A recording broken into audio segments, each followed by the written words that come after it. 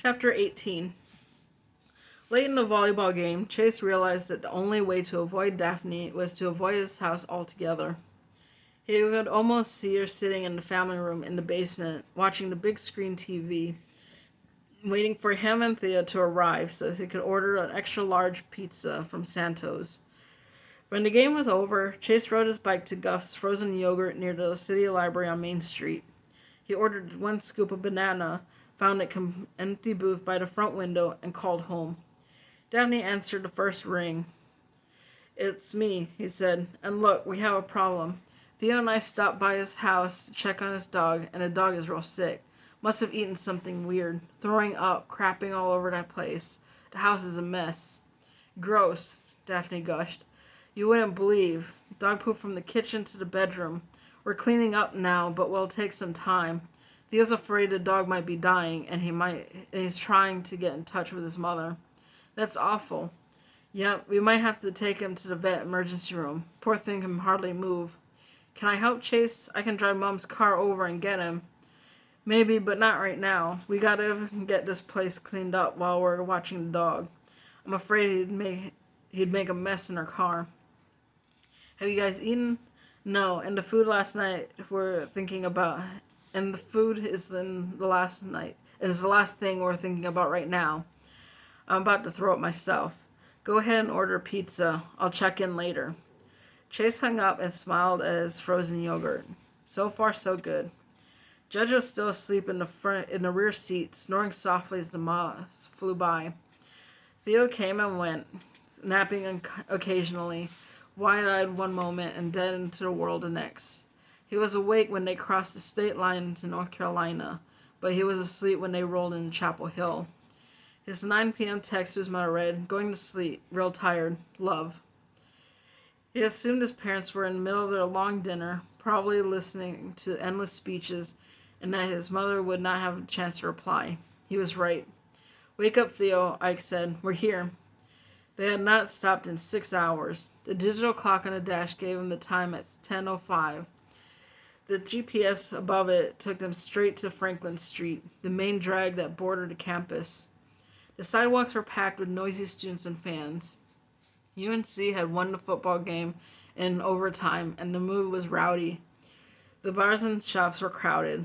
Ike turned into Columbia Street, and they passed some large fraternity houses. "Parking might be a problem," Ike mumbled, almost to himself. "That must be a frat court," he said, glancing at the GPS and pointing to an area where several fraternity houses faced each other with parking lots in the center. "I guess the Kappa Theta house is somewhere in there." Theo lowered his window as they eased in heavy traffic.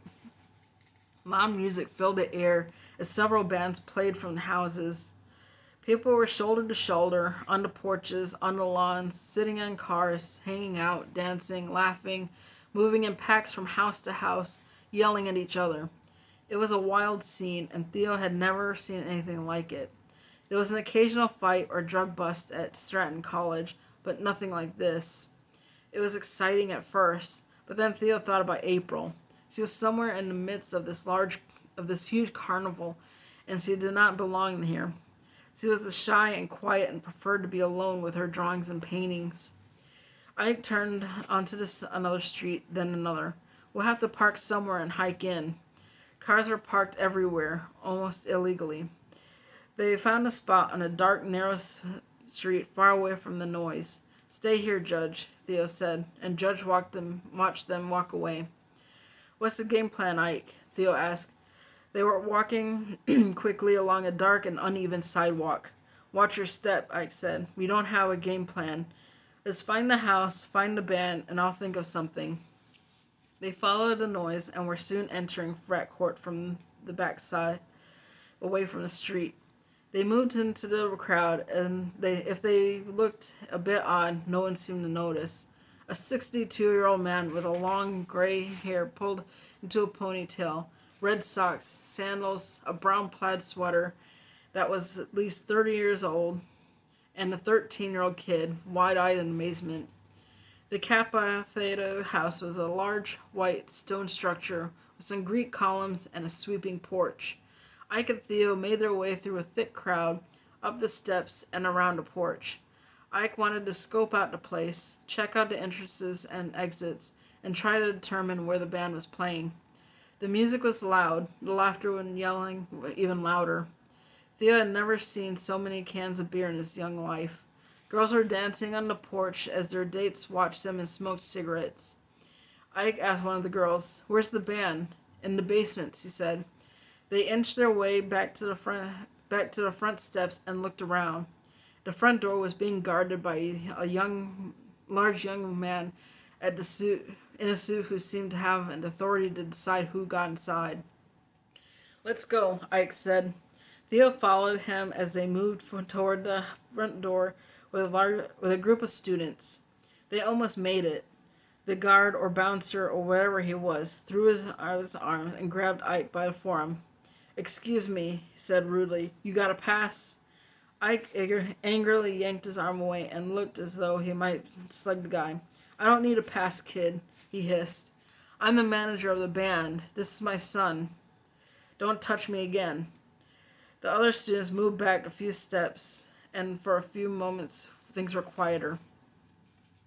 "Sorry, sir," the guard said, and Ike and Theo marched inside. Ike was moving quickly as though he knew the house well and had business there. He walked through a large foyer, then a parlor of some sorts, both rooms crowded with students. In another open space, a mob of male students was yelling at a football game with a huge screen, 2 kegs of beer close by. The music was booming from below, and they soon found a large stairway that gave way to the party room. The dance floor was in the center, packed with students engaged in all manner of frenzied jerking and shuffling. And to the left was plunder, pounding and screeching at full volume. Ike and Theo drifted towards a throng of people, and by the time they left the stairs, Theo felt like his ears were bleeding from the music. They tried to hide in a corner. The room was dark, with colored strobe lights flickering across the mass of bodies. Ike leaned down and yelled into Theo's ear, "Let's be quick. I'll stay here. You try and get behind the band and have a look. Hurry." Theo ducked low and wiggled around bodies. He got bumped, shoved, almost stepped on, but he kept moving along the wall on the far left side. The band finished the song, everybody cheered, and for a moment the dancing stopped. He moved faster, still low, his eyes darting in all directions. Suddenly the lead singer screamed, then began howling. The drummer attacked and the guitarist lurched in with some tremendous chords. The next song was even louder. Theo passed a set of large speakers, came within 5 feet of the keyboardist, and then saw April, sitting on a metal box behind the drummer. She had the only safe space in the entire room. He practically crawled around the edge of the small platform and touched her knee before she saw him. April was too shocked to move, then both hands flew up to her mouth. "Theo," she said, but he could barely hear her. "Let's go," he demanded. "What are you doing here?" she yelled. "I'm here to take you home." At 10:30, Chase was hiding beside a dry cleaners, watching from across the street as people were leaving Rubio's Italian Bistro. He saw Mr. and Miss Shepherd, then Mr. and Miss Colley, then his parents. He watched them drive away and then wondered what to do next. His phone would ring in a few minutes and his mother would have a dozen questions. The sick dog routine was about to come to an end. That's the end of chapter 18.